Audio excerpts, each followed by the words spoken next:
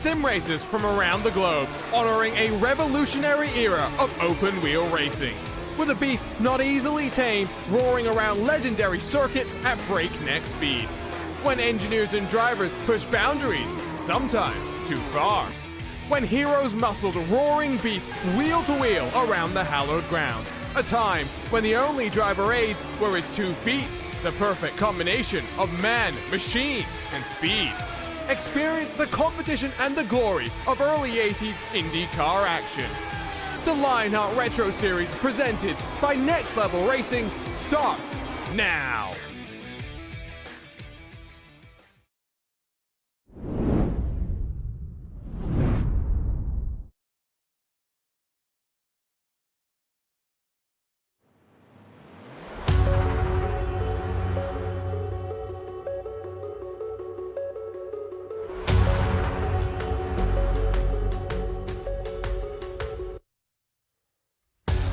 A page has been turned into 2024, but the championship story in the Lionheart Retro Series is yet to be completed. Today, in the shadow of the gateway to the west, we take one step closer to crowning a champion. It's going to be fun for the penultimate time in the 2023-2024 Lionheart Retro Series. We're ready to go racing. Welcome to the Worldwide Technology Raceway, and welcome to the HyperX Gateway 150. Delighted to have your company here once again on RaceSpotTV. The Lionheart Racing Series is powered by HyperX, makers of premier gaming gear like the legendary ultra-comfortable Cloud line of gaming headsets. Whatever you play, however you play, HyperX knows we're all gamers. My name is Arjuna Kankipati, joined alongside once again by DJ Clark as we get set to get underway. And so let's dive straight in towards our butt kicker pre-race show, because last time we went racing, DJ, was on a road course, but here on a short track, I think we're in for what's bound to be an exciting and thrilling race. Yeah, most certainly, Arjuna. And this short track is, well, it's a little bit different than the others. A little bit of a oblong shape here, 1.25 miles, so not exactly typical in that way. And 2 ultimately different corners here. Turns 1 and 2, very, very tight with high banking. You've got to jump onto the binders to get the car to rotate around. Turns 3 and 4, multiple grooves, very flat out. It sets up for some fantastic racing here around Worldwide Technology Raceway. The drivers are out there getting their final taste of practice before they get thrown out there into the qualifying session. Let's running down to the Next Level Racing schedule, because we are 20 rounds in the books. 2 rounds, of course, still left to go. And it builds up, of course, to the Gomez Sim Industries Championship 250 at Auto Club, the third and final of our Triple Crown races. But here, like DJ mentioned, with that unique shape, it's going to be quite interesting how drivers tackle Gateway, especially having a couple of weeks off since the last time they went racing, and almost a good 2 months since the last time they went racing on the ovals. It's been, well, one story at the front of the Next Level Racing driver standings, though. Sean Campbell leads by now more than 70 points, and DJ, he is in the position where effectively today he can put one hand on the trophy going into what is going to be a wild championship finale. Yeah, he certainly can, and he's going to want to do that here, Arjuna. Auto Club Speedway can be a little bit unpredictable, 4 or 5 wide, big incidents that you can get involved in that are through no fault of your own. And so Campbell's going to want to have a good race here today to be able to lock in as many points as possible, and as you said, put one hand on that trophy going into the final race. It is 60 points, the potential margin of the points that you can get for winning a race. Add in bonus points, you can get up to about 63, and so realistically, Campbell needs to stay out of trouble. That's the task on hand for him today. Let's talk to you about the HyperX Team Championship, though, because, well, it has all been about Nezumi Graphics LC Madworks when it comes to this ranking. You see Nezumi Graphics LC behind them as well, but realistically at this point, even though we're just 2 drivers in their lineup for the rest of the year, defending champions from 2022, DJ carrying forward over to not just 2023, but 2024 as well.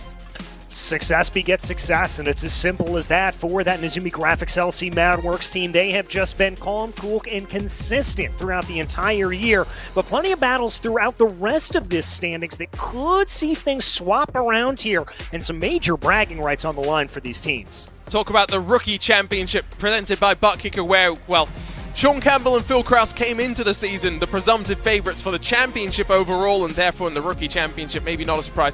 Do see Sam Fontaine in touching distance of Phil Krause and being able to leapfrog his way up into second, and of course we've seen Matt Telder, Seb Alexander amongst those fighting a little bit further down through the ranking order over the course of the championship. But in the Gomez Industry Series details, it's the 7th season in this Lionheart Retro Series, the 10th year, now 11th year running of the Lionheart Racing Series. We're campaigning in the Lotus 79, a Grand Prix beast with custom fixed setups for every single driver as they fight for their share of $3,600 in cash and prizes. We mentioned, so one more Triple Crown to go. Defending champion Mike Razmas looking set to be dethroned. The defending team champions Madworks looking set to defend their championship, and that leads us very nicely in towards the arena event details, because momentum going to be key heading into this new year with 2 races still left in this season before we look forward to the next 8th edition, I should say, of the Lionheart Retro Series. And there's so many interesting storylines at a track like this. Not just that Adam Blocker won twice, Matt Taylor's won twice, and wants to try and one up Adam Blocker, but some of the other storylines. Lots of cautions back in Season 3, not so many cautions in the years past. DJ with 21 drivers getting ready to go. I think it's going to be a pretty interesting race as we try and best that margin of victory back in Season 2, the 11th closest in series history. Yeah, I think it very well could be a run to the finish, but I've got to say here, the way that these cars are going to play out, I think the longer we go under a green flag run, and what I've seen from practice is some pretty clean racing here from everybody. The longer we go under a green flag run, the more that is going to suit drivers like Sean Campbell, who are a little bit more of road racing specialists. This is a track that drives a little bit more like a road circuit than some other ovals, so that's really going to favor them out, but we're going to have to see.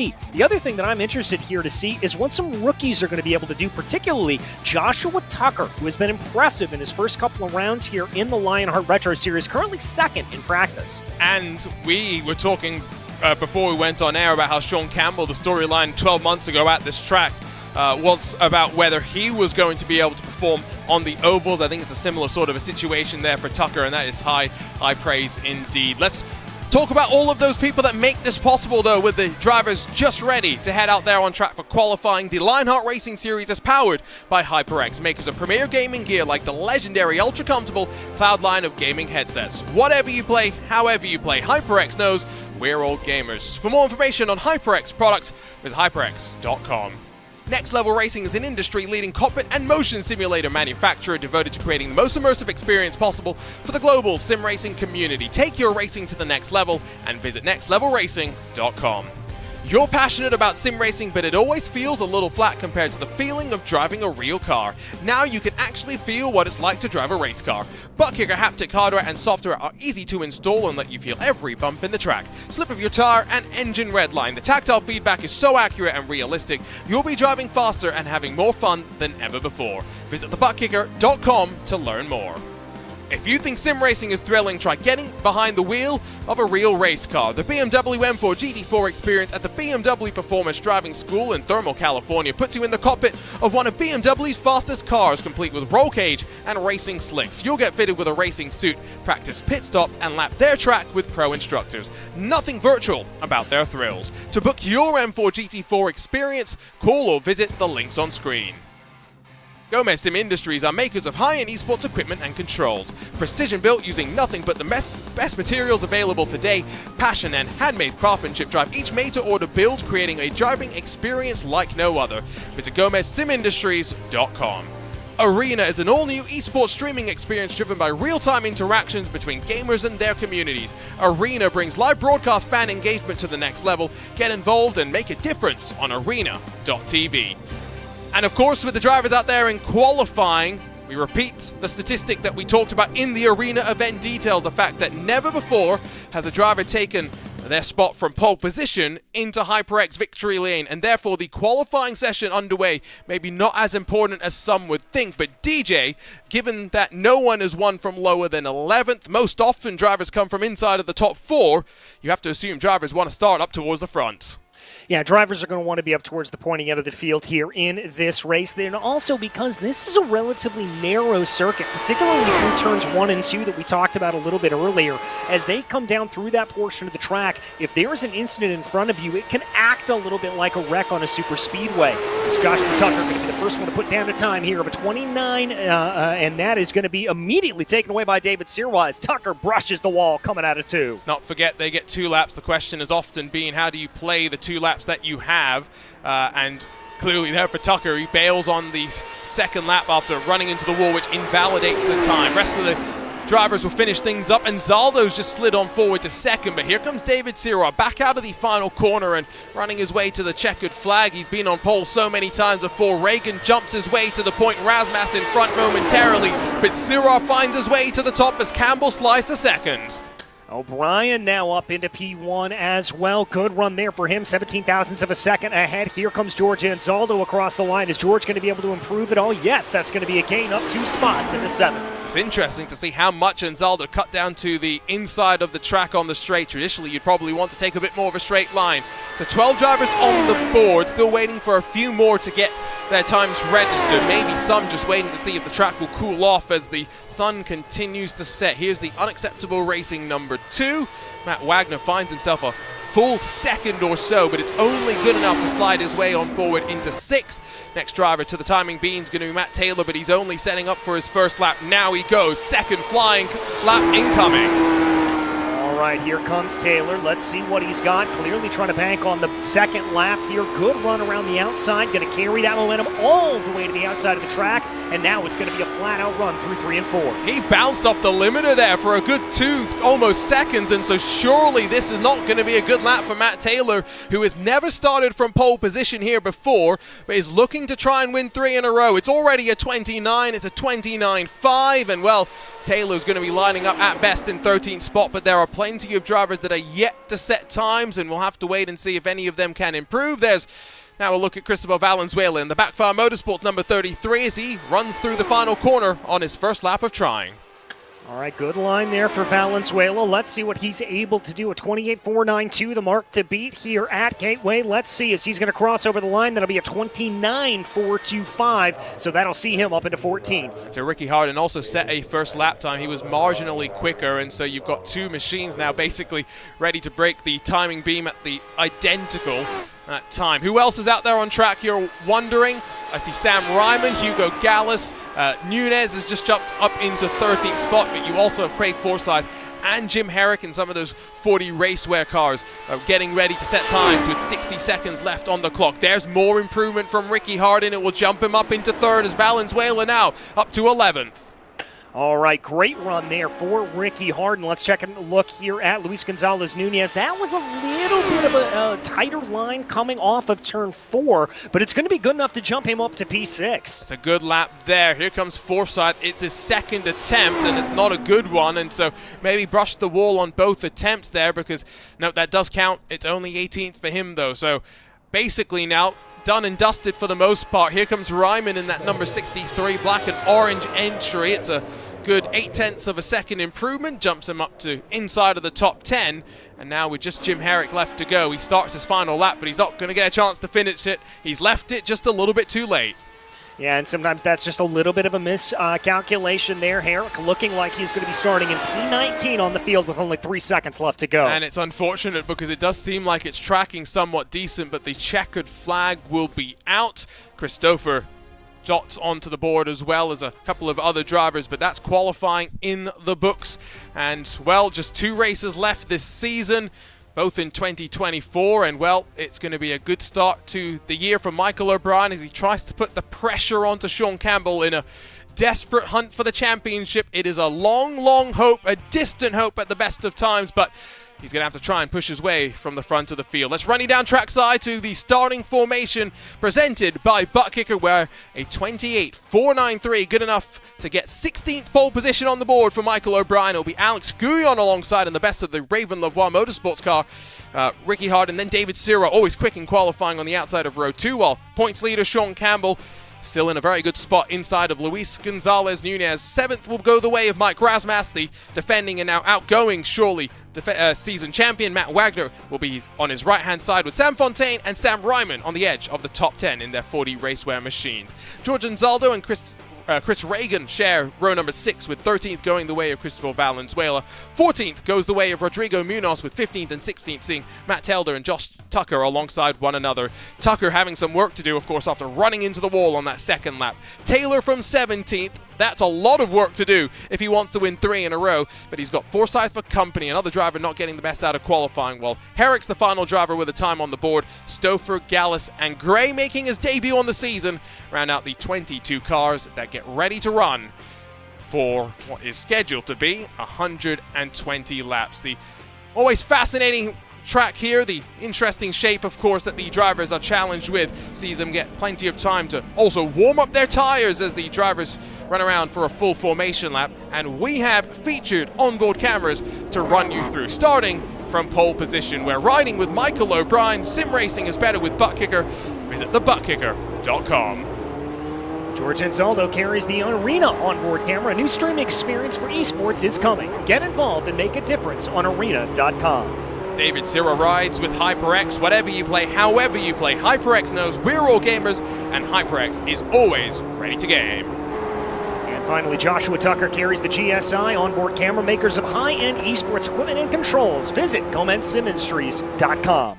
Well, 120 laps, a fuel window about 45-46 means we're guaranteed 2 pit stops. Haven't seen too many cautions in the last 3 trips to this track. DJ, what do you think we're in store for? I think we're in store for a relatively clean race here. If we're able to get out of the first couple of laps cleanly and get into single file order, I think this is going to be smooth, this is going to be clean, and this is going to be a strategy battle here today. Who comes out on top? I'm throwing you on the spot here. Campbell. Ooh, well, that's a bold call. We'll see how it plays out. Competition, commitment, excitement, a new year, a championship to wrap up, and we're ready to go for the HyperX Gateway 150. It's Michael O'Brien that will lead us to the green as the sun continues to set. The engines roar at the Worldwide Technology Raceway.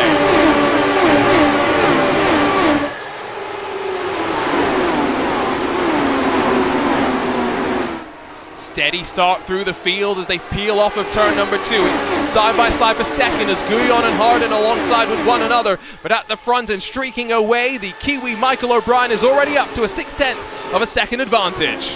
David Sira able to carry a lot of good speed coming out of turn 1. Had to check up his momentum a little bit as a result of his teammate in front of him. But now that he's got a little bit more clear air, watch for him to get in front of Ricky Hart. And this is where I think the danger zone is going to be. You've got Campbell looking down on the inside of Nunez as Harden and Sira battling side by side. Raven Lavoie now second and third as we see them onto the back straightaway, but single file relatively up towards the front of the field. First side by side lap moment now on lap number 2 is almost back inside of the top 10.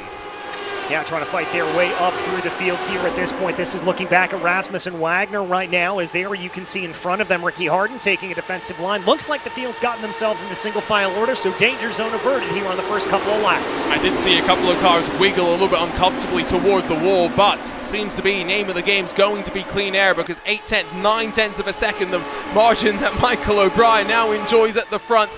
And this is, I think, kind of the story as to why we haven't seen too many cautions in the recent races here either. It is an opportunity for the leader to build up some advantage, and eventually, if it goes long enough, let's not forget, DJ, we will see traffic. Yeah, we will indeed. And around a circuit like this, that can be very, very difficult. The preferred line here going through 1 and 2 is kind of a middle ground line, which makes it very difficult for lap cars to sort of get out of the way. We ride on board with Sam Ryman right now in a little bit of a battle with Chris Reagan in front of him. You can see how they're all just searching for a little bit of clean nose on the air of the car. Reagan almost bobbling on the curb on the inside. That's an uncomfortable place to be if you're not wise to the way the car is going to bounce its way down low. But behind Forsyth, Telder and Tucker squabbling side by side. If you look at the movers and shakers on the left-hand side, no one really being too aggressive, but Chris Reagan's +3 as the 44 of Telder holds off Tucker for now.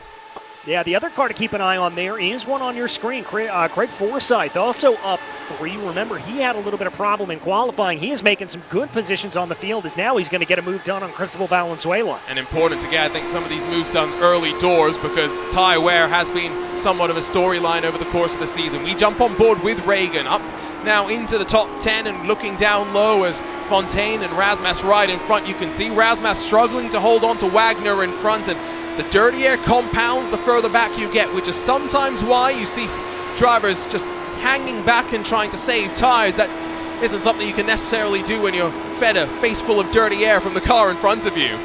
Oh, and I think that may have been Rasmus that made a little bit of contact there with the wall coming out of turn 4. That'll be a light rush, nothing too crazy, but the other thing to keep in mind is that the new damage model has been implemented here on the Lotus 79s, which means things are going to get a lot rougher with contact. It'll be interesting if we see much of the car sparking. That was something that you sometimes talk about with these ground effect cars. You can kind of see the sparks flying from Reagan in front as we're on board with Antaldo from that nose cone, but we're now on to the end of lap 7, and it's been relatively steady so far. You look at the track map in that bottom right portion of the screen, you can see the leader out of turn 2, the final car on the lead lap running in towards turn 1 right now. So by that metric, it's going to probably take a good 30 or 40 laps before traffic becomes a reality, and that's at the point where we're starting to think about pit stops as well.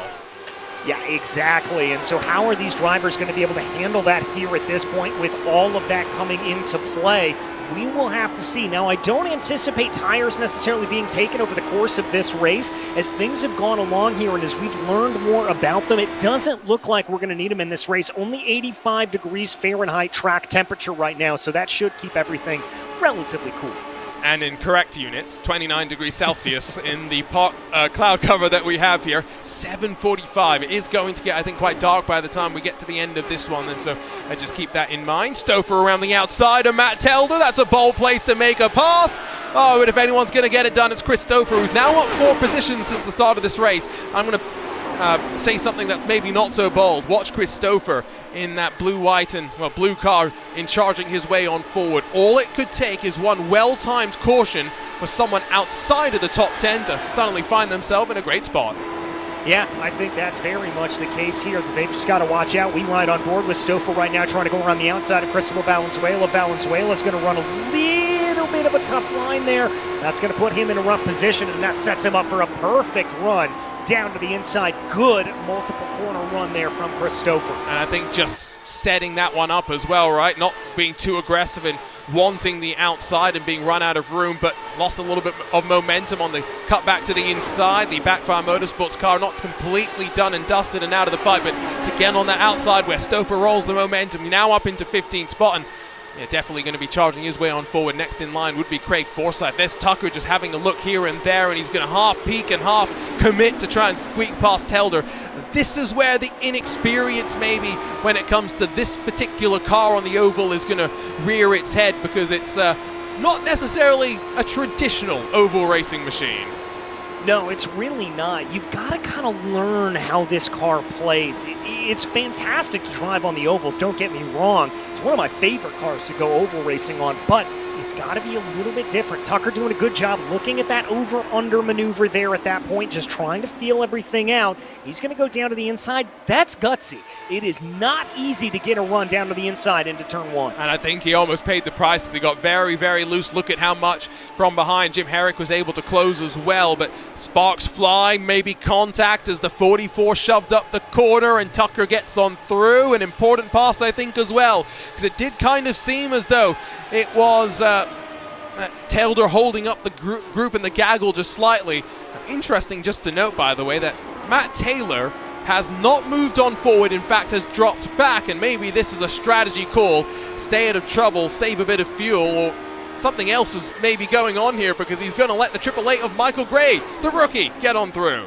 Yeah, not sure what's going on there with him. We will have to see and kind of keep an eye on this. I wonder if he maybe had an errant brush with the wall. The car's not feeling great.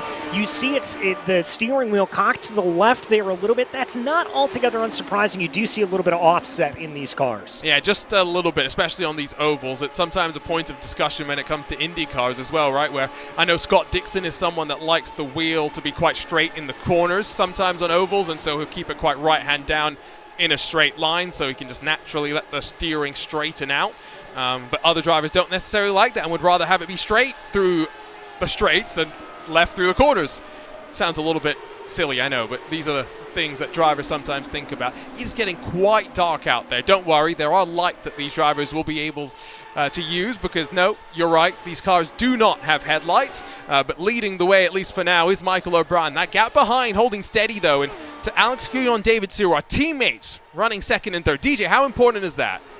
Oh, it's incredibly important. You're going to be able to communicate with one another. You're going to be able to sort of play with one another a little bit. If Sirwa thinks he's got a little bit more speed at this point, he'll be able to communicate that to Alex or to David.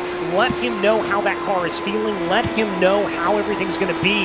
And they'll be able to maybe play a little bit of leapfrog later on in this event if they feel like they need to try to catch up to O'Brien in front of him. Yeah, it's definitely the early stages of this race still, so by no means are we saying that these drivers need to panic if you're slightly further back, but I do think that just by virtue of the way the races have played out the last couple of years, 2 cautions last year, but then 1 caution each of the 2 years before that, there is a chance for a long green flag run here, and Michael O'Brien has led 52 laps here in the past and has already added 18 to the count, so he's now up to 70 laps led.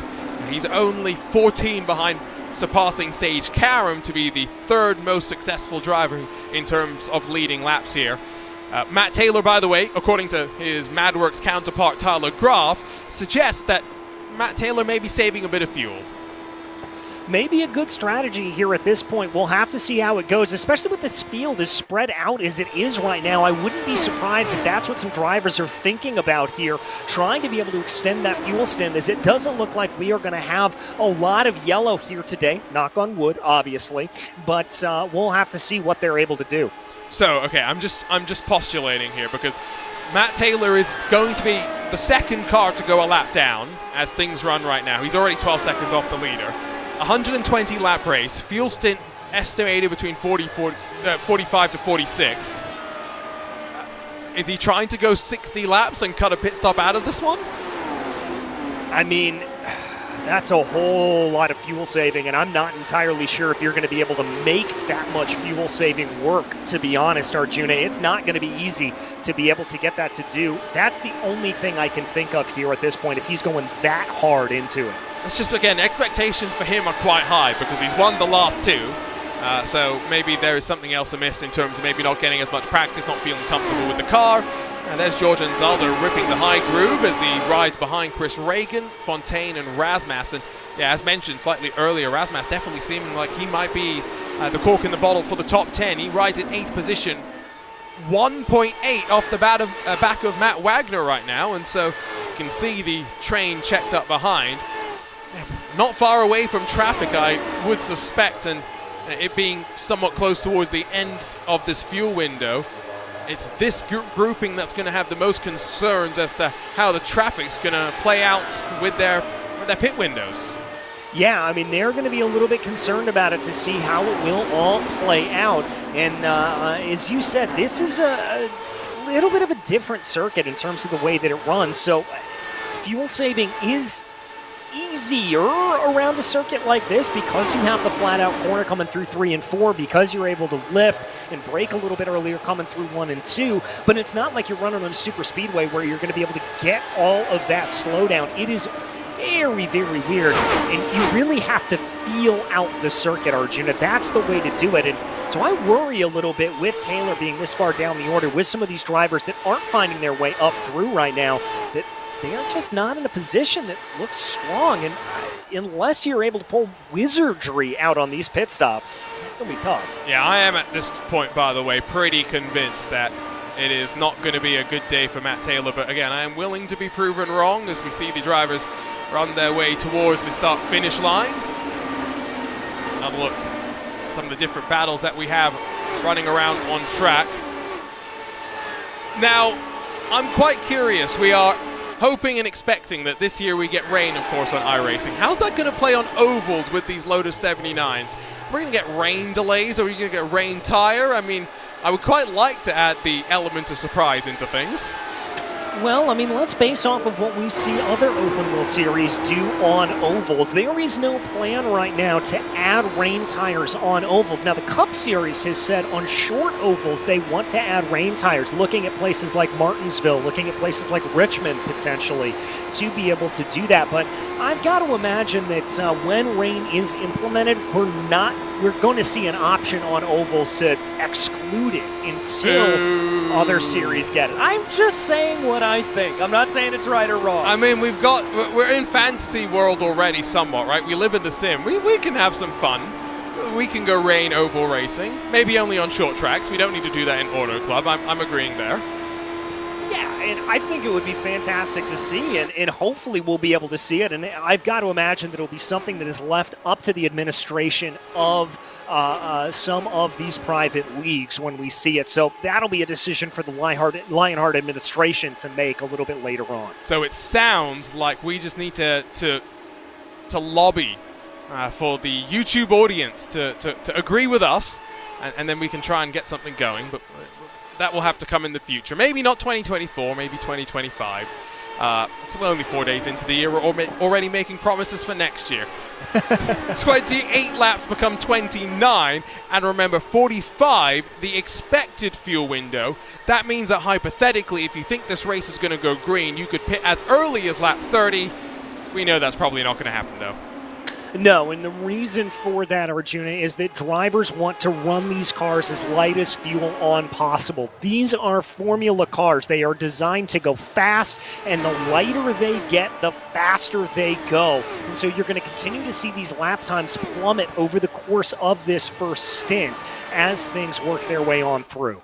Yeah, we will activate that purple highlight on the left side of the screen, and we'll see how it moves around. You can already tell that Guyon and Sira have been able to close the margin up towards your race leader. It's now 3 cars within 1 second as we ride with the HyperX onboard camera. You can see those sparks flying from in front, the new damage model getting a workout. Now, knock on wood as I say this, it's not going to work out in the way that most would anticipate, as Sira punches in the fastest lap, immediately pipped by Nunez. This is where the bias ply tires, the reduced load of fuel on the car makes a big, big difference.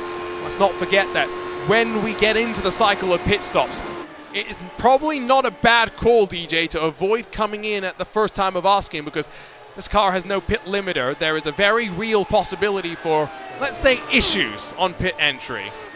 I've made those issues. I have had that problem. And we've got to remember here, the way that Gateway is set up, you enter on the pit lane off of turn 3. So you've got to take a different line down on in. And sometimes that can really catch drivers out. If you carry just a hair too much speed, you can find yourself out into the grass, spinning around and looping the car again and again and again. It's kind of a vicious cycle in that way. Yeah, you know what they say, they spin you right round. But there you go. 33 laps now done. I would not be shocked, just looking at the way that this track map has played out, knowing that you're going to go a lap down no matter what. If you are stuck behind Mike Razmas, as much as there is a benefit to staying out a little bit longer, I do wonder how many of these drivers will think we can try and get an undercut working. But as they often say, you get placed into the danger zone. It's not necessarily a place I would feel particularly comfortable being. Alex Guyon getting closer and closer to the back of Michael O'Brien. Has O'Brien burned just a little bit too much of the tires off? I was actually thinking he may have burned a little bit too much of the fuel off here at this point, and he's maybe in a little bit of fuel conservation mode, and that could be what he's trying to do, trying to save a little bit of fuel here in the run to try to extend his stint a little bit longer. I don't think after 35 laps you're going to have a real hard tire wear on these bias ply tires, but the same time, we're not sure how this is going to play out, so we'll have to see.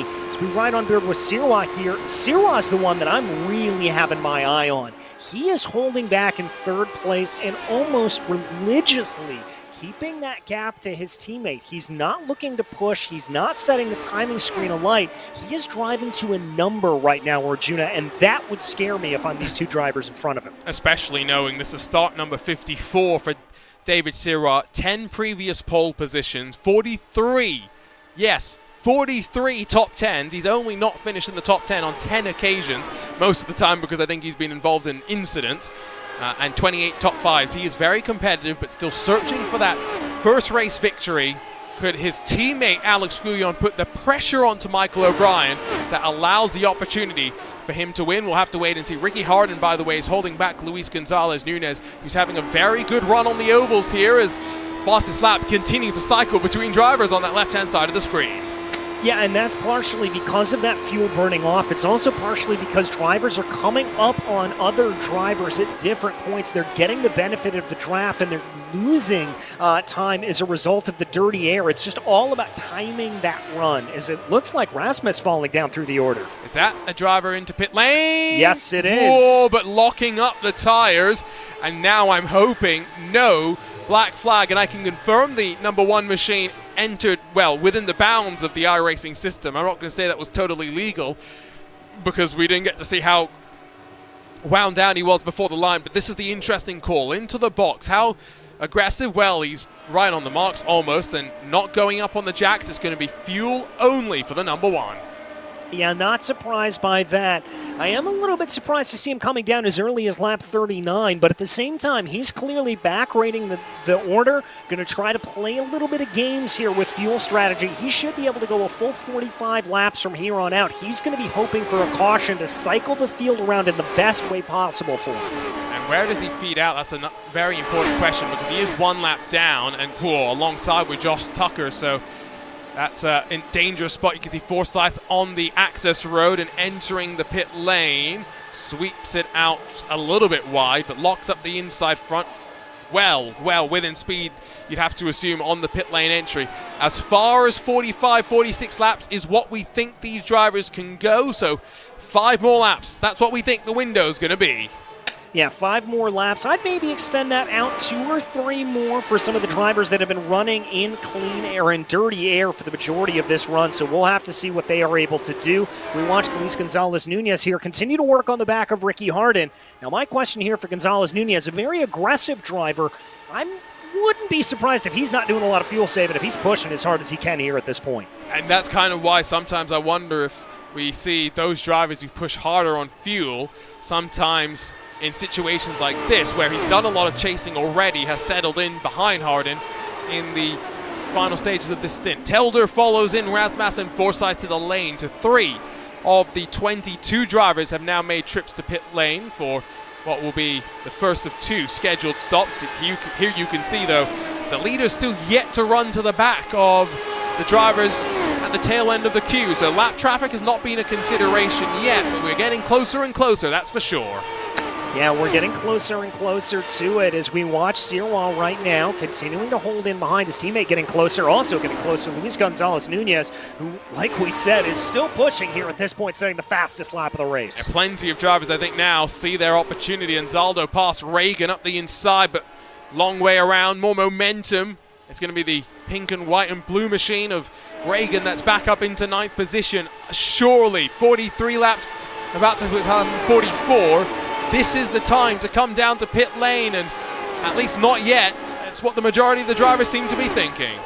Yeah, they're all wanting to run these tanks dry, as we thought. Here's Jordan Zaldo working on the back of Reagan right now. This is the battle for 9th, as you said earlier. Fastest lap of the race, popping down to Josh Tucker in 14th. It's going all over the place. Matt held a long pit stop, so I think he may have been caught for speeding on pit lane entry, but outside of that, 8 seconds or so. That's the mark on pit stop times that you would expect these drivers to be hitting. The top 3 now all within half a second of one another. Guyon the closest that he's ever been. It stretched out midway through the first fuel window, but now through the field, it's closing back up.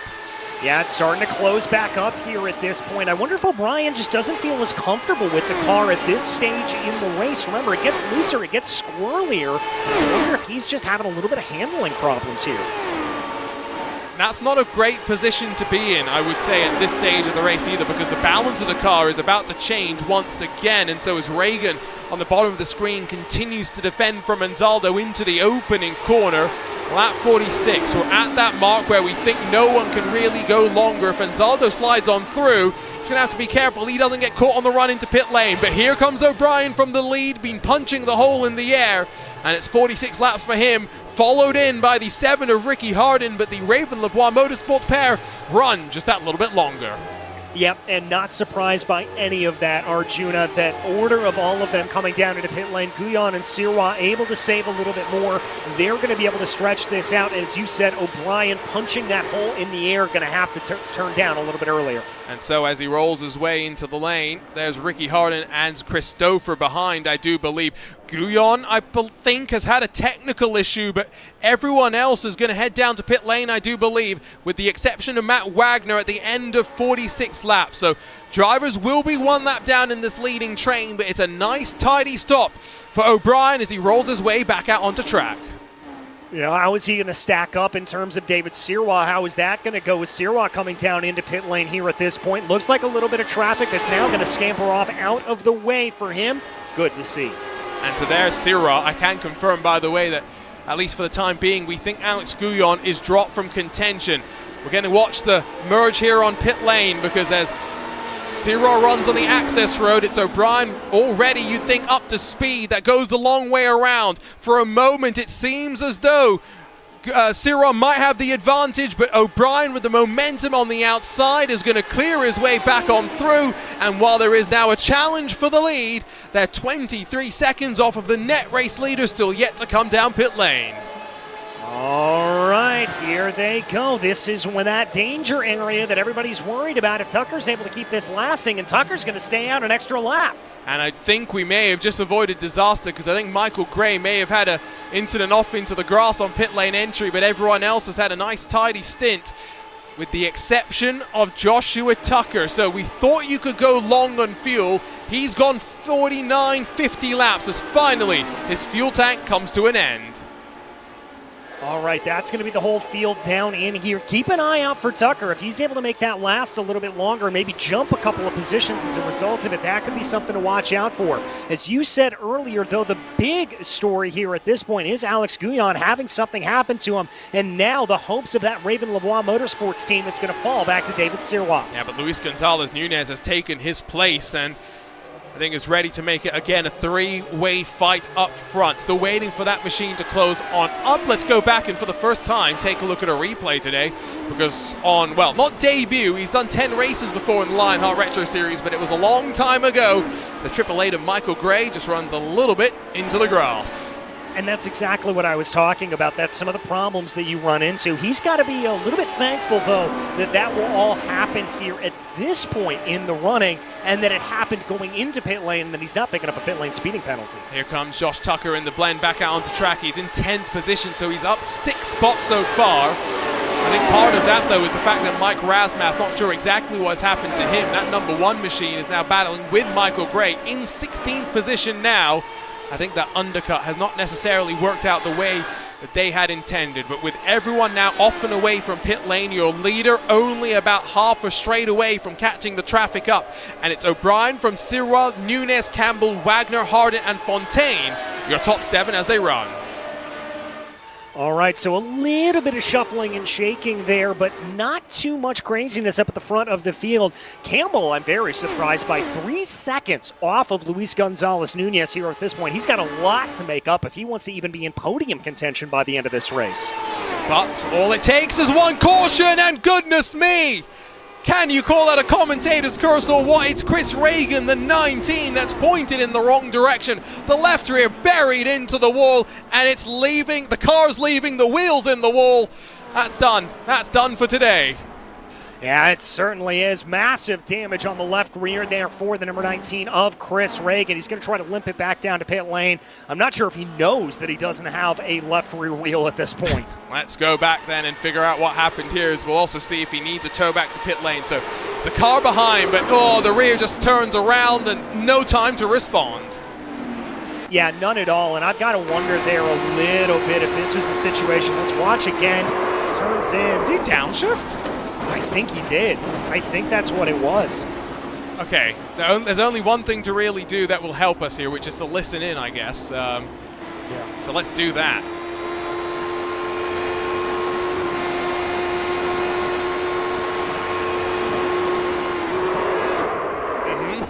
Yep. Yeah, he downshifted there, and as a result of that, the transmission locking up those rear tires, not really knowing what to do with the torque coming through the back wheels, and spun those rear tires up as a result, and that sends him around. Let's take a look on board here as you can kind of see this taking place in front. This is on board with Michael Gray. Now, did he get past Cristobal Valenzuela just before the caution? I don't think he did. It's one of those things where you've got to be very, very careful. Our roving reporter, Tyler Groff, has just checked in to say that Matt's having a technical issue where the car won't stay in gear when he upshifts, which I think comes somewhat naturally to here to us, given some of the issues that we saw in qualifying, and maybe that's where the attempt for 3 race wins in a row is going to come unstuck. But first caution, and hopefully only caution of the day, comes at a time where, well, with all the cars having come down pit lane, a handful of them at the back, DJ, decide to return to pit lane to top off on fuel. And I think that's a great call, Arjuna. If you are in this position where you're not going to lose a lot of track position, might as well come on in, including Alex Guyon here, who has reconnected back into the service here. So he's going to be one of those coming down in. But yeah, I mean, if you are the likes of Rasmus, Taylor, Forsyth, Herrick, come down into pit lane, get that top off, go a little bit longer. Just trying to look at who all is laps down right now. Reagan, of course, in the wall. Telder with the pit issue 2 laps down. Guyon 4 laps down. So there is a little bit of a margin there and a gulf in terms of trying to get back onto the leading lap. Probably not going to happen as we're about halfway through this race.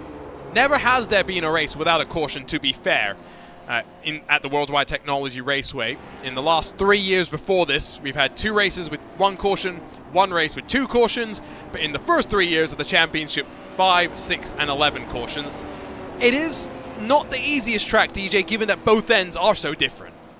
Yeah, it's a track that you struggle to find a little bit of a rhythm on, and I particularly struggled a lot coming through turns 1 and 2 because it's right at that point. For those familiar, it's kind of like the first corner at Phoenix, but with a little bit more banking, that it's tight enough that you think you want to jump on the brakes a little bit to get the car to rotate, and for the other part of it, yeah, if you lift off, you may be able to get it through. It's kind of that halfway between area where you're not really sure what to do. And the best way to do it is, frankly, just to have a lot of guts and chuck that car into the corner and trust that the banking is going to hold you.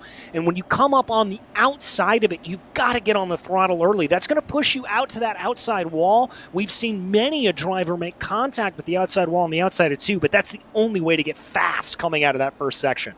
And, well, that's why you got to be brave, isn't it? It's downforce cars. You just have to trust that the downforce is going to be there, and it's why you...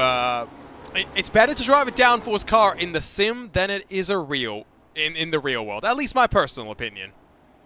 No, exactly. You have downforce cars in the sim, you're going to make mistakes. No matter what you're doing your first time coming into a downforce style car. And it's much better to make those mistakes in the sim because it's not going to hurt you nearly as much as it would in real life. I mean, there's all sorts of unique and weird things that you got to think about. For example, not necessarily an issue here, but go back to Road America, you've got crests and stuff there. And so as you come over the crest of Bill Mitchell Bend, for example, the penultimate corner, the airflow coming over the car will change depending on the wind direction, and so now your balance shifts depending on the wind, which means lap after lap it might be slightly different.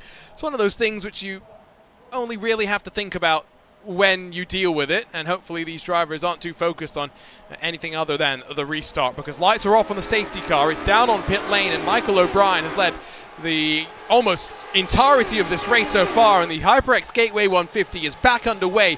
Sean Campbell immediately challenges Luis Gonzalez Nunez and is not going to get through for third initially on corner exit. Nunez still there and fighting his way back down the back straightaway, but into turn 3 it's a battle of the bravest between the two. Yeah, and with this new setup here, it sounds like you got to do a little bit of lifting from the corner. Gonzalez Nunez able to drive it in a little bit deeper. He's going to carry the momentum, keep Campbell at bay for now, and carry that momentum. Campbell's got to slot back into line. Can see behind Fontaine and Harden side by side, and important, I think, given how stagnant it was midway through that first fuel window for drivers to make their moves now. Harden down low, maybe not the place you'd want to be, given that momentum on the outside seems to be working quite well. Up and down through the field, moves being made. Josh Tucker went long and is up into the top 10. Christopher's having to do it on track. He's into 12th and bullies Cristobal Valenzuela into submission. And that's one way to get a pass done, just sheer tenacity to make it work. George Anzaldo also trying to make some moves on Ricky Harden. And so that's a view that Josh Tucker has as well. It's a slide down on the inside, a door opened, and the 46 is going to try and get there. Runs out of steam, runs out of momentum. But these are the split-second decisions that are being made. Very, very slow run off the corner for Anzaldo. He'll send it in, though, through turns 3 and 4 and hold on to the spot as Tucker tries to get back to the inside of Harden.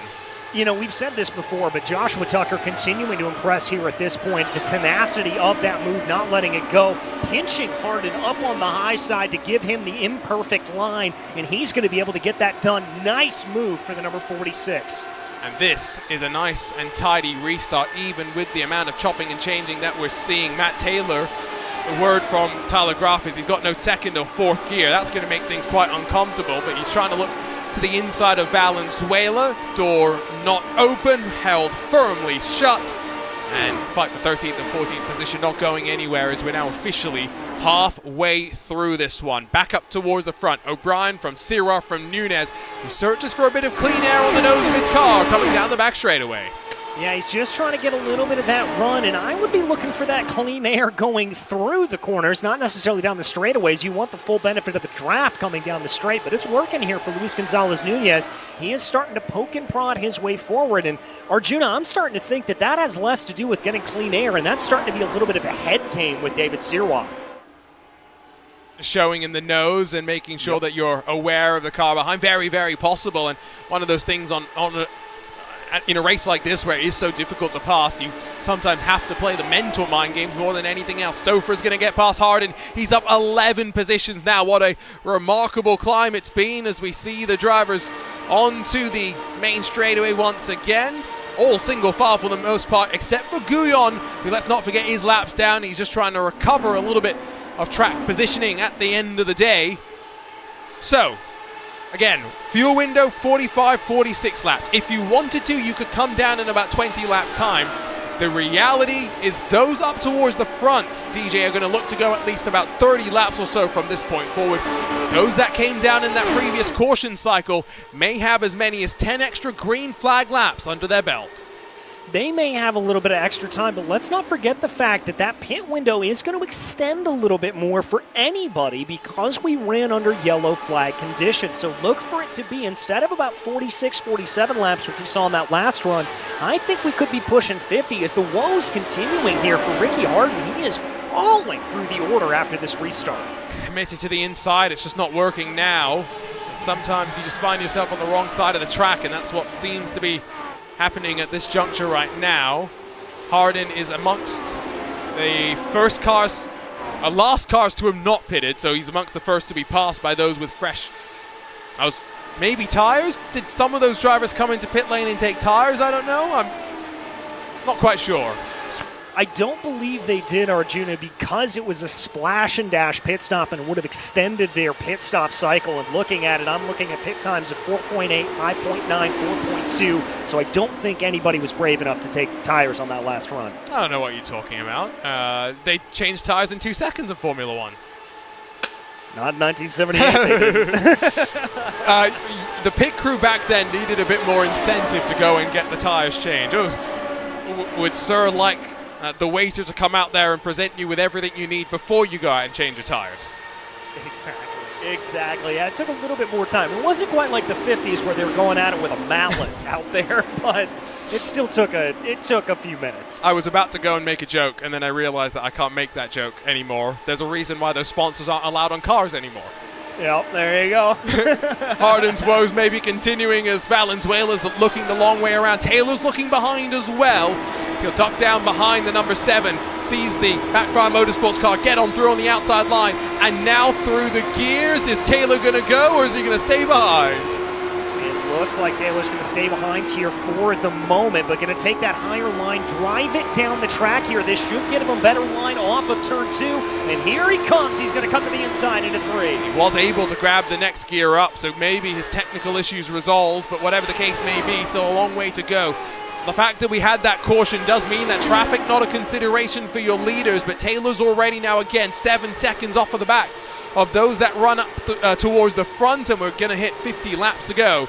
Next time by, still side by side, Taylor's going to get through eventually. Yeah, he's got that done. I'm not sure what's happening here to Ricky Harden, but he is just absolutely hemorrhaging positions here at this point. Next on the chopping block, looks like it's going to be Sam Ryman, who we ride on board with right now. Well, Harden was able to fight back a little bit down the back straightaway, but Taylor's got the run down to the inside. Going to send and tried a bit of a block pass, but is giving a lot of room to the machine behind. Ricky Harden trying to decide if he wants to cover the inside, eventually decides he will. And with 50 laps still left to go, these two duking it out back and forth, but the outside line's been the place where Ricky Harden's been passed so many times before, and it's finally the chance for Taylor to slip his way on through. If you're wondering what's happening with Josh Tucker, by the way, well, he's looking to the outside of George Anzaldo, making moves and up to 7th.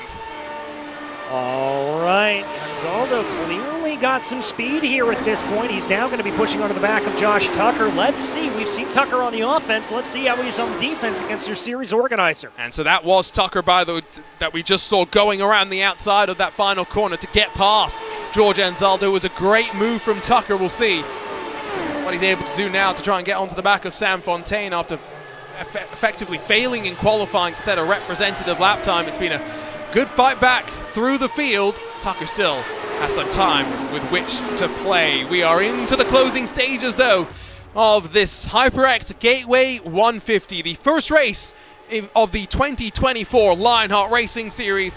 Michael O'Brien has led the lion's share of the laps, but still with the work to do to hold off those behind. David Sira hungry for his first career victory. And of course, don't discount Luis Gonzalez Nunez, who's only ever had one other top 5 finish, also searching for a victory. Don't go anywhere on RaceSpotTV. The run to the checker flag is coming up next.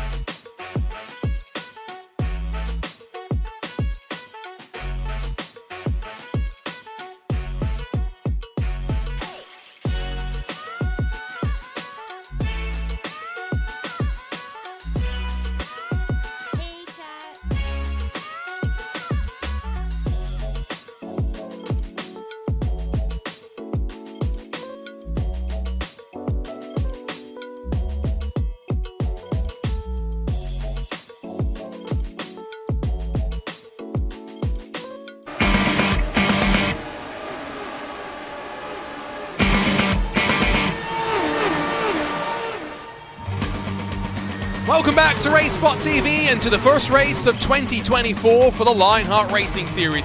We're here in the shadow of the Gateway Arch at the Worldwide Technology Raceway for the 21st round of the Lionheart Retro Series, the HyperX Gateway 150. Delighted to have you along for the closing 40 or so laps of this one as it continues to be close up towards the front. Arjuna Kankipati, DJ Clark ready to walk you through all the action here on RaceSpotTV.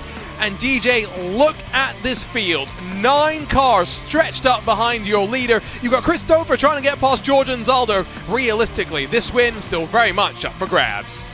Yeah, it's anybody's game here at this point, and if we were to get another yellow, I think that's going to throw another wrench into the works with 40 laps to go. But as we watch right now, Stouffer trying to work his way by Anzaldo. Remember, Anzaldo losing a position to Joshua Tucker just before the break. He's going to try to hold on here as much as possible. He doesn't want to let another one slip through his fingers. Definitely not just yet. We can ride on board with that blue and white number 13 machine that is up 11 positions so far today, the biggest mover on the day. But you can see the different lines at play between the two as we now officially have 40 laps to go. This is the penultimate round of the championship. Our season finale only 2 weeks away, but that's a very, very different sort of a race when we go to the high banks of the Auto Club Speedway, now immortalized on the iRacing platform, no longer being in its present form in the real world. DJ, it's been a traditional season finale for the series, but it is a wild ride. You can attest to that one personally. Yeah, I certainly can. 3, 4, 5 wide, not out of the realm of possibility there. I can tell you, I love running super speedways in this Lotus 79, Arjuna. It is absolutely a blast. One of my favorite memories from the season I ran with Lionheart was actually an exhibition race that we did at Daytona. It was wild as can be, but it is so much fun trying to game the strategy in these cars. They're great draft machines. They are fantastic, because we see Tucker making a move on Fontaine. Yeah, and that's an important one. I think Fontaine has lost about 1.3 seconds to the top 5, and so Josh Tucker trying to make an impression. Now has to close up to Matt Wagner, those sparks flying out from underneath. You mentioned the new damage model in operation for today. DJ, what does that really mean, though, for the drivers? We talk about a new damage model, but what are these drivers thinking about when it comes to the update that the car is seeing? Well, they're a little bit worried by it, mainly because part of what the new damage model does is it allows for breakaway pieces off of the car, for the car to act a little bit more like it would in real life, that if you were to impact with the wall, you would have the tire fly off. You would have things like that kind of break away from the car. And when that happens, it can happen from even a brush on the wall. So whereas you may have been able to get away with a light little brush here or there on the old damage model, on the new damage model, it's going to react more realistically, and you're not going to be able to get away with things like you used to. These sound like drivers' excuses to me. I mean, they are, don't get me wrong, but, you know. Just making sure we are somewhat on the same page. Now, one thing that we did mention is that you have to worry about this track. It's got night lights, so there is no danger for these drivers in that the sun is set and now we are closing in on what are going to be very, very fun conditions. But it also means the conditions are about as cool as they can be. 29 degrees Celsius on the track, 27 in the air. We've talked about grip for these drivers. It hasn't really changed too much over the course of the previous 86 laps so far. No, and I don't anticipate it's going to go away here at this point either, and that's because of a new feature that iRacing has put in as well called the Oval Refresh, which on ovals they have sort of redone the way that they think about oval racing, really changed things around, make it more realistic in the way that the rubber adheres to the track. And that means that the rubber getting discarded off of these tires is going to stick into the track a little bit more. So yes, we're going to lose some surface temperature here, but at the same time, the rubber going into the track means it'll be grippier as things go along. Now, of course, that oval refresh, something I think not necessarily intended for this car, but doesn't mean that we can't reap the benefits of it, of course. That's going to be a quite fun thing to follow along in the next couple of weeks, of course, building up towards Auto Club to see what the drivers are feeling like, because that's a white-knuckle ride, and if that allows the opportunity for even more lines to be run, could 3 wide become 5 wide? Could 4 wide become 6 wide?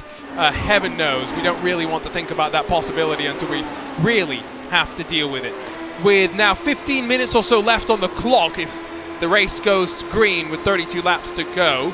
On board with Matt Wagner riding behind the championship elect at this point. Sean Campbell, surely with a 4th place finish here, will be one race away from the championship.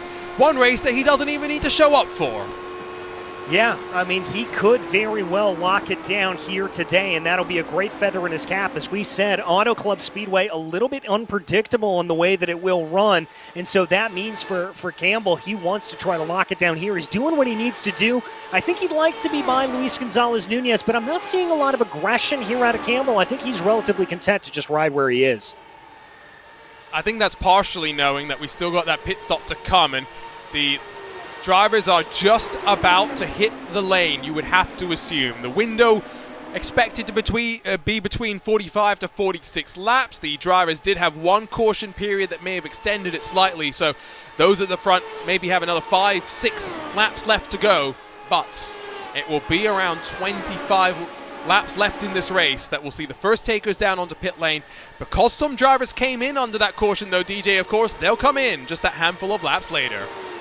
Yeah, exactly, and that could play into their advantage. If we get an unexpected yellow, that means that they'll be in good position to take advantage of that, but we will have to see what exactly is going to happen. Again, we don't know what that caution is going to do. We don't know how that's going to play out. We've just got to wait and see what will happen for these drivers. And it is very much now nighttime running, as you can see the track from up above.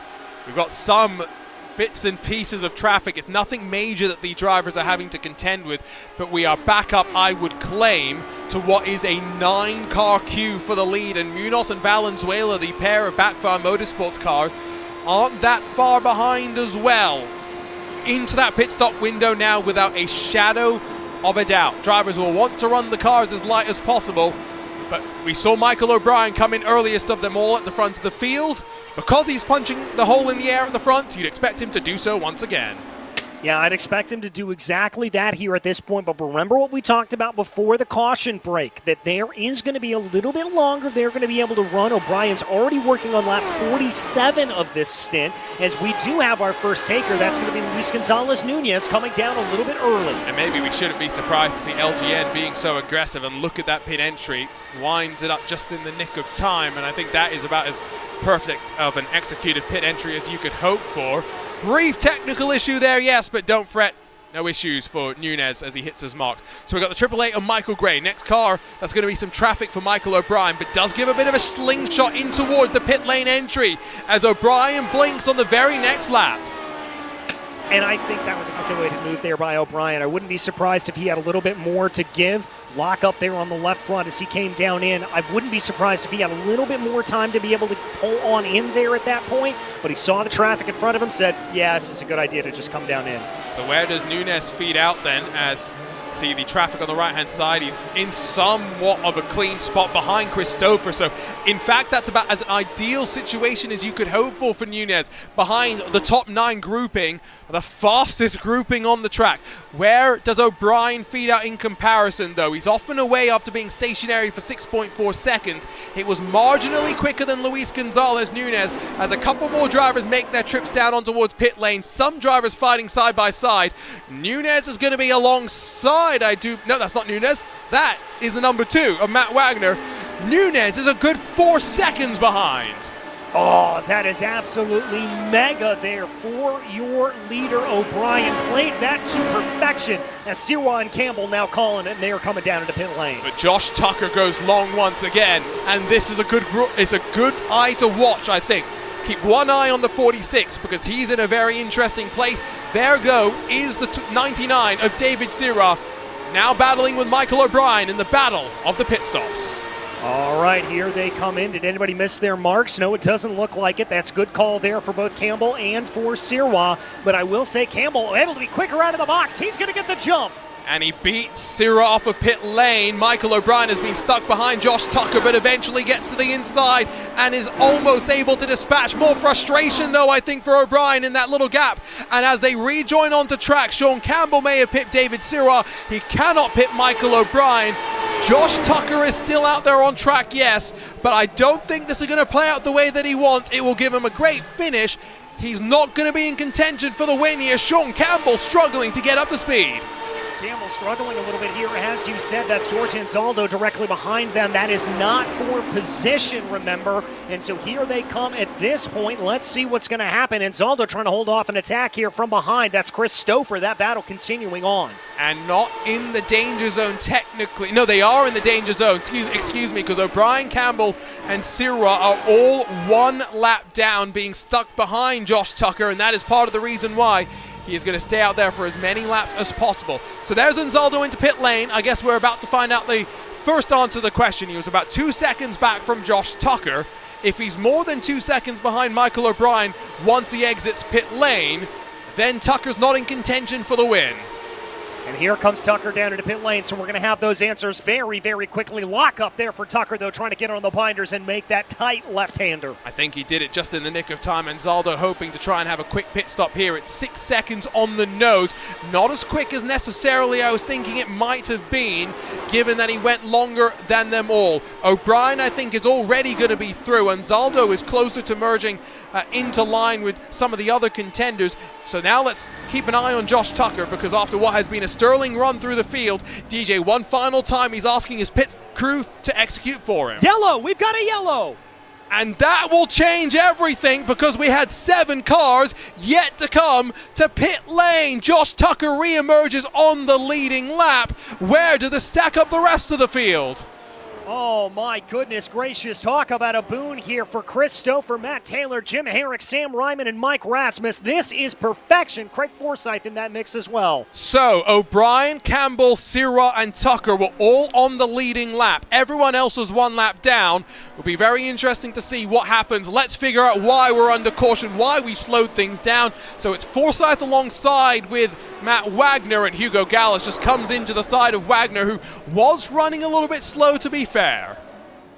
Yeah, running a little bit slow there. I don't think he was really anticipating Wagner to be that far out of the groove. Wagner clearly getting up into the marbles here. There's a look off the shoulder, and it's a hard lick into the wall, that's for sure. Yeah, it certainly is. As we sent Wagner up into the marbles there at that point, you heard him throttling down. That's actually why I stopped talking there, to be able to hear that downshift as he tried to get out of it. And yeah, just really nowhere to go there as those two came together. So, race off of pit lane. What's happening here? Of course, Campbell and company will still be in contention. There they are, coming around to retake their position, I do believe. Stouffer, the one that I thought was best positioned of them all, and indeed he is going to cycle out in 6th position net. The running order on the left-hand side slightly skewed because Hugo Gallas is yet to make his final trip down to pit lane. So Michael O'Brien is still your net race leader, with Sean Campbell behind, David Sirwa in net 3rd, and then Josh Tucker, Chris Stouffer, and then Matt Taylor, the rest of the top 6. It means for Luis Gonzalez, Nunez, Fontaine, and Zaldo, Munoz, and Valenzuela, the rest of the drivers in that leading crew, just before the final cycle of pit stops, I think they are now trapped at the back of the leading lap. Yeah, that's going to be almost impossible to come back from here at this point. Even if you've got a rocket ship underneath the motor of this Lotus 79, it is not going to play out for you. There we see the number 57 kind of hunkering down into pit lane. This is Hugo Gallas coming down in, so that's going to recycle the order here. I wonder if there was just a miscommunication with Gallas about when he could come into pit lane. Maybe indeed. Maybe ultimately it was also part of trying to see who could be kept on the leading lap and off with some of his teammates as well. So down onto the box, we're about to get some answers to some questions. A, where is everyone going to restart? B, how many laps are we going to restart with?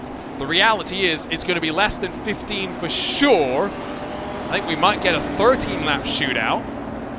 And I would not necessarily expect to go green to the end, given how chaotic the restarts seemingly have been. Yeah, I would not be surprised if we get another yellow here, and we've got some very, very quick drivers here up at the front, some drivers that want to try to make up as much position as possible. We are going to have to see what happens here. Watch for Sirwa. He's been good off the restarts. Watch for O'Brien to have to go very, very defensive here at this point. Now, the good news, I do believe, for the likes of Nunez, Fontaine, and Zaldo, they are currently, quote-unquote, leading this pack right now. They will get their lap back, I believe, as they will be cycled around here before we go back to green. I believe it should be this time by. Lights should go off on the pace car. It should give the wave around to, is it 6 eligible drivers? It's something like that. That is for sure. But it sets up that mad scramble to the end. There you go. Lights off. Nunez will pick up the pace, and the rest will scurry around. So the ordering going to be O'Brien, Campbell, Sirrah, Tucker, Stouffer, Taylor, Herrick, Rasmus, Ryman, and Forsyth the top 10. Gallus ducking down back onto pit lane. I tell you what, don't count out Nunez from getting back up into the top 5 if he's going to be aggressive on the start, but up towards the front. What are you looking for here, TJ? I am looking to see what Sean Campbell is going to try to do here. We've seen O'Brien dominate these restarts, be able to get a great run off the line, but he hasn't had pressure from behind, and Campbell knows that, and he knows he's going to try to attack. Then behind, David Sirrah, he's going to be looking to try to see what he can do, and watch for the wild card. Joshua Tucker here, he is going to be one to keep an eye for. He's got the fastest lap of the race. That car is very, very quick. He could throw a little bit of a wrench into the works of this top 3. And look at the left side. Tucker, Stouffer, Taylor, and Herrick, all double-digit gains. But most of those cars have shown good speed as well. It's not just been about strategy and timing of cautions. They've made their way forward on track. We're going to see the throttle picked up once again, and hopefully for the final time, pace car off and away. HyperX Gateway 150 back underway. And as we stretch our way towards the line, 22 has become what is now just 17 in contention. Stouffer past Tucker immediately. Great move, and the veteran experience there on display. O'Brien's built up about half a second back to Sean Campbell. The momentum, the speed still building up. Yeah, and that was absolutely a brilliant move by Chris Stouffer. Caught Joshua Tucker napping and absolutely pounced on it. Matt Taylor trying to make moves around the outside, going through 3 and 4. But the outside, an uncomfortable place to be at the best of times. You can see the stretch, the top 6 or so, those that are building their speed back up quickly. O'Brien holds a couple of car lengths over Sean Campbell. Don't expect Campbell to be too aggressive in going for the lead here. The question is going to be, David Sirrah, can he get close? Can he have a look? Because, of course, he's still searching for that first career victory. Yeah, he is, and he's going to want to get it here at this point. But now it's momentum shifting back to Sean Campbell. Campbell looking at O'Brien, going defensive down into 1. Campbell's going to try to go around the outside. That was half-hearted, and then with a second wave of commitment, oh my goodness, Sean Campbell is audacious, rips the lead away from O'Brien, and in the HyperX Gateway 150, almost 11 laps to go, Campbell now on top. But does O'Brien have a response here at this point? He's going to come off of turn 4 rather, and he's closing in behind. We ride on board with David Sirrah. O'Brien doesn't go for the move, but Sirrah certainly looks close as well. Don't look, here comes Chris Stouffer as well. There's still a story left to be told here without a shadow of a doubt. It'll be 10 to go next time by. Campbell has not been allowed to break away just yet. It's within 2 tenths as they come through turns 3 and 4. There's 5 minutes left on the clock if they're able to hold it clean and green from here. That WMP Racing wants to grab the championship with a win here in the penultimate round of the season. Great run for O'Brien. Look to the inside. Here he goes. Campbell's going to try to do what he did to take the lead and carry momentum around the outside. O'Brien not able to get the run. Campbell stays in front. Now, how much momentum does O'Brien bleed in the process? Holds on to second. Sirrah's not going to have a sniff. Tucker's going to have a look inside of Stouffer for what is now 4th position. Long way around for the veteran. Inside line for the rookie. Neither giving him an inch. Matt Taylor watching on in awe in what is a great way to open up 2024. Yeah, this is absolutely fantastic. Here comes O'Brien again down to the inside. Tucker down to the inside, side by side through the field. Everywhere you look, drivers wanting to kick things off on a high. And I thought for a second there was a car going around. Such are the margins being left. Taylor almost squeezed with Tucker. Stouffer trying to hold on to that 4th position. Does seem as though we might get a 3-car breakaway at the front as Barney, the flagman, looks on as Taylor hung out to dry. Yeah, O'Brien didn't have the best run off of turn 3. Tried to run it down the hill, and that didn't work out. And now he's going to try to go back to that inside line, but it just doesn't look like it's working there. Campbell knows that high line has got the grip at this moment, and he is sticking to it like glue, and that is preventing O'Brien from getting the run he wants. Luis Gonzalez Nunez is down on pit lane. He's got a meatball, and I think something bad has happened to him. Let's take a look very quickly at the replay. And Zaldo tucked in behind, and as they run in towards turn number 3, a challenge for the lead in the live pit pictures as well. It's all going on, but such a good day for Nunes. Comes unstuck as he runs his way into the wall and then bounces off of one of the Backfire Motorsports machines. Yeah, just a little bit of ping pong there. I think a little bit pushing too hard for Luis Gonzalez Nunez, but O'Brien sighting everything up here at this point, figuring out where to get the run. He's finally figured out the timing coming off at turn 4. Here he comes! To the line and to the stripe. If it was a drag race, Campbell would have won by 14 thousandths of a second, but we've still got the 6th lap to go. There's still fights going on behind, but what a drag out battle this is. O'Brien takes the lead back over. He's got it back, and that was all set up with that move coming off at turn 4. Now he's got to play defense. That's going to be Campbell up to the high side. He's going to try to roll momentum now as O'Brien holds down to the low line. I think it's basically between this two at this point, isn't it? It's Campbell this time the long way around. Another dead heat at the line. I couldn't even tell you who was in front. O'Brien holds that inside line, and this late in the run isn't the preferred option. He slides his way back to the lead, but almost into the wall on the exit of turn number 1. So much excitement between the two of them. Campbell back alongside. And now it's going to be a chance for O'Brien to try to get this to work again. He looks for the over-under here at this point. He's got more momentum. He's going to have the drag as they come to the line with 4 to go. And look at how much they're sparking. The amount of load being put through the right side tires is unbelievable. Cyril's got a great view in the hot seat right now. O'Brien's still in front, but it's not done by any means. This is the biggest advantage we've seen Michael O'Brien have here at this point, and now Sirwan's starting to close in behind us. We've got a little bit side-by-side farther back in the field. Remember, at one point we thought Mike Razmas was out of this. He's back up and battling with Stouffer. Stouffer runs, Razmas high! The one goes around! The caution surely is going to come out, and it means Michael O'Brien might just have held on to victory with nerves of steel, outlasting them all in the HyperX Gateway 150. 3 to go, that's it. That is all she wrote, Arjuna. Oh, take a breath. Unfortunately, the second time in 7 years a race at Gateway ends under caution. But what a race, what a finale it was. Absolutely remarkable driving out here from everyone involved. Mere millimeters there, and we see that spin. Gotta say, that is absolutely a heartbreak there after what was a great run on the day. And so I think a good place to view it is going to be from Jim Herrick's perspective. Stouffer up the inside, and I'm going to be honest in saying slides wide and drives Mike Razmas up the track, and unfortunately Race Control is going to take a look at that one after the race. Not really something that's going to be much consolation in the heat of the moment, but this race is done. This race will be official in 2 laps time, and it will be Michael O'Brien grabbing victory here at the Worldwide Technology Raceway for the first time in his career. It's the 5th time he's won in 54 races, but unfortunately, it is going to be the championship going the way of Sean Campbell.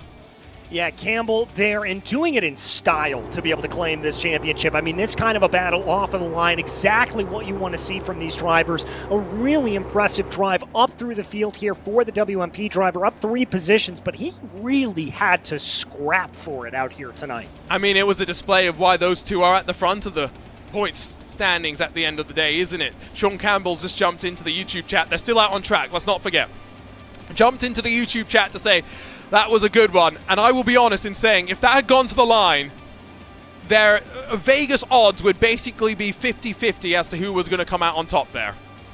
Yeah, I have to agree with you. It'd be a drag race coming off of the corner. Both of them, you kind of saw them playing a little bit of chess off of the line, figuring out where it was. I think both Campbell and O'Brien knew what it was going to come down to, was just that blast coming off of turn 4. You saw O'Brien working on the over-unders. You saw Campbell working that high line. It was just back and forth, strategic racing there from both of them.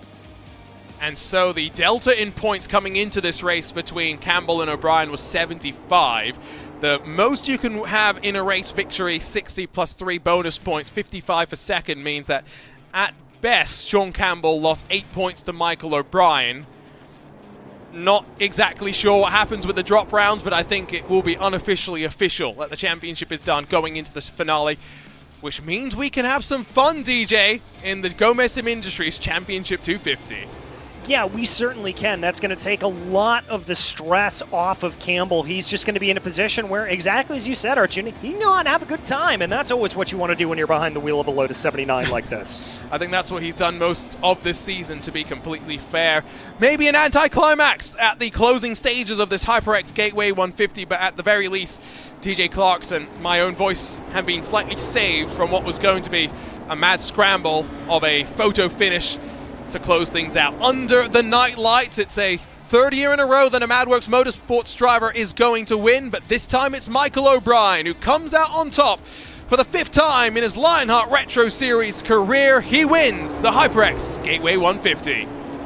Yeah, the Kiwi's going to be on absolutely the top of the world here as he accelerates by the pace car to be able to bring that number 45 back around. It was a well-deserved victory here for O'Brien. Dominated the majority of the race and showed up and battled when he had to. And some fireworks for him. It's not New Year's Day fireworks, don't you worry. These are fireworks specifically for Michael O'Brien. We didn't just have them left over from a couple of days ago.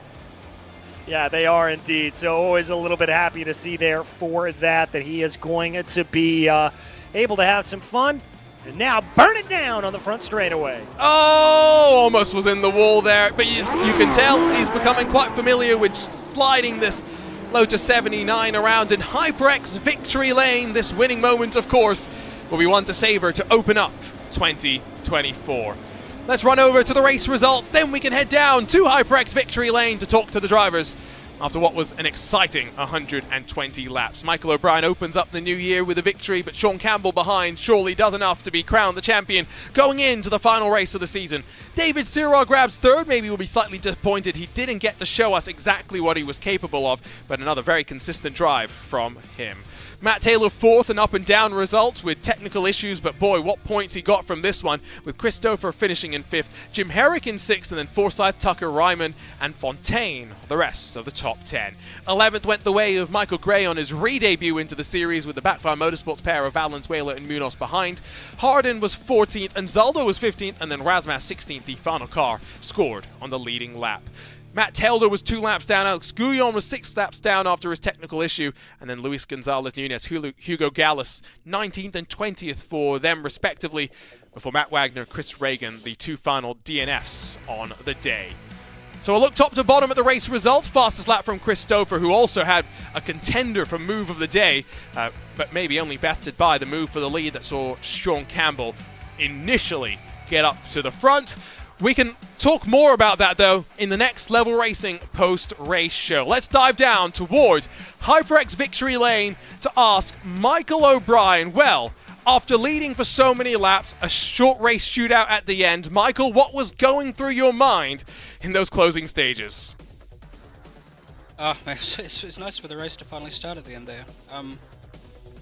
The one advantage I thought I had over Sean is that my tyres are a little bit fresher, which is a bad thing in terms of speed, but in terms of how loose it would be, that was in my advantage, so I could send it in a little bit more than him. It was something we were kind of thinking about in terms of tires and how you were all playing that, but it seemed a pretty neck and neck at the line. If we hadn't had that caution at the end, do you think you would have come out on top? I think it could have gone either way, and because we were going back and forth so much, the guys behind were coming into it a lot as well, like Matt and Mike were coming in, and yeah, that whole race was basically preserve the front right and have it at the right percentage at the end. Seemed to do a pretty good job of that. It's a 5th win for you in the Lionheart Retro Series career, but at this point in the championship, seems like Sean Campbell's already got that wrapped up. Started off 2024 with a bang, though. How are you feeling going off to Auto Club in 2 weeks' time? Yeah, Sean's definitely got it wrapped up. Auto Club, roll of the dice. Who even knows? But it'll be fun. 5-wide the whole way around, probably. It'll be a wild time. I'm looking forward to that. If you can't tell, Michael, I'm still a bit scarred from not knowing who won the championship a couple of years ago, so we're just making it as easy as possible and being as vague as possible. Congratulations on the win, though. Great way to start off the new year, and we'll see you at the championship showdown to close things out. Thanks, Arjun. Michael O'Brien, the winner of the HyperX Gateway 150, and holding off Sean Campbell, who had a contender for maybe move of the race, if not move of the season, going around the outside to get to the lead. Sean, was that a lot of fun at the end? Michael said it was good that the race finally got started. Yeah, it was good. I was surprised. I thought it was going to be single file the whole way. But it turned into like last year's setup where it was super duper loose. Very good, like a driver's car right at the end, which allowed us to do some racing. That was for sure. Racing was had. According to Michael, championships now locked up after this result, so you go into that final round of the season with the weight off your shoulders. How does it feel after the season that you've had to know that the results have come together, that you don't have to worry too much about that at Auto Club? It feels nice because I like Auto Club a lot, so I'm going to try real hard. But it just happy to be able to be here, whether or not there's pressure or not. It's fun either way. We've been enjoying the fight, that is for sure, and I think Auto Club is going to be wild. Talk to us about new damage model, because that was something DJ and myself were talking about. How are you feeling about it from the driver's perspective? The car feels roughly the same, at least on the road courses. The ovals have been, I wouldn't say neutered, but they're a little different now. The car is understeer instead of oversteer because you have to raise it up higher to keep it from damaging the floor, I believe. But that's why you see sparks, if you have them turned on all the time now, is because the side skirts are constantly in the ground. But we did see plenty of the sparks, but it was interesting to hear. Of course, we have the oval refresh that's playing its part as well. Congratulations, Sean, on the result and the wrapping up of the championship. We'll see you in 2 weeks to officially put a bow on it. All right, peace. Sean Campbell, the WMP Racing driver, goes up 3 positions into second, but finishing in third, David Siro, who's standing by with DJ Clark. David, a great race for you out there all the way around. It looks so close that you may be able to insert yourself into the battle at the end, but still, a third place, nothing to shake a stick at. Yeah, I'm very happy with third place. I was expecting to have big problems with tire wear here. I was not expecting to be in the top 5 in qualification and top 3 in the at the finish. I'm very happy. Congratulations to Michael and Sean for the race. They did a great job. Well, how much of your mentality shifted a little bit? Because it looked like in the first half of the race, you were just kind of keeping everything together and going along and putting in those numbers. And then obviously your teammate, Alex, had a little bit of a problem. Did that throw you out of sync a little bit? No, not really. When he disappeared from ahead of me, I was so sorry for him. He was doing a great job. But I kept the focus on the race and just keeping my focus on tire wear, and I didn't want to wear too much, but just enough to keep the pace with the leader. Well, you did a great job of doing just that. We turn our sights next time around to Auto Club Speedway. Is it going to be more of the same there for you, or is that going to be a little bit crazy? I have no idea. This track tonight fits my driving style a little better. Next race it will be a traffic management, and we'll see what happens. I really don't know. Well, we wish you all the luck in the world when we get there, David. We'll see you in 2 weeks' time. Thanks to you, and thanks to La Voix Motorsport and Ancestral Urbain, George and his team. You are doing a fantastic job. Thank you. Well, thank you, David. A great race for him. A great race all the way around, Arjuna. Yeah, I mean, crazy to think that the season's almost done. Crazy to think we're in 2024, let's be real. But I'm looking forward to this next round. January the 18th, not 2023, let's just say 2024. Our mindset's apparently still in the last year, but 22nd and final round of the championship. DJ, you've been through this chaos, you've been through the craziness, you see the seams, the bobbles, the bumps. I mean, there's so much that these drivers have got on their minds. Yeah, there is so much you have to be taken care of, but the truth of the matter, Arjuna, is you've got to be light on the steering wheel. You cannot be holding on with a death grip. You've got to let everything come your own way when you head out to Auto Club. It'll be fast and furious, rest assured. You've got to be very relaxed as you drive it. And it brings to an end what has been a wild, wild schedule. Here's a final look at that Next Level Racing schedule as we get ready to say goodbye. I mean, plenty of highlights, and I'm sure for some drivers, plenty of races they'd like to forget. But DJ, of course, as the year comes to an end, in terms of the season, not the calendar year, some of these drivers are already looking forward to next season, and what better way to do so, as we talked about in the arena event details, by building off with some momentum to close off this season. Yeah, exactly. It's not just the momentum that you carry from race to race. If you finish off strongly here, looking at the likes of Josh Tucker, looking at the likes of David Sirwa, you can carry that confidence going forward, and that's a great thing to have when you start a new campaign in the beginning of the 2024 season. And of course, looking forward to all of that. If you want to learn more about the Lionheart Racing Series, the 3 competitions the sanctioning body puts forward, or the partners, head on over to LionheartRacingSeries.com as we build towards the 2024 editions of all the championships. Of course, so much still left to figure out. Hopefully some exciting news coming soon as well. But at least for today, for tonight, it's time to say goodbye. 2 weeks from today, the championship officially to be decided. But Sean Campbell took one step closer to that crown, albeit with Michael O'Brien grabbing the very, very crucial victory to open up 2024. For the team behind the scenes, thank you so much for joining us. DJ Clark alongside myself, Arjuna Kankipati, signing off from under the night lights at the Worldwide Technology Raceway. We'll see you in 2 weeks to close it all out for what will be a wild and unpredictable Gomez Sim Industries Championship 250.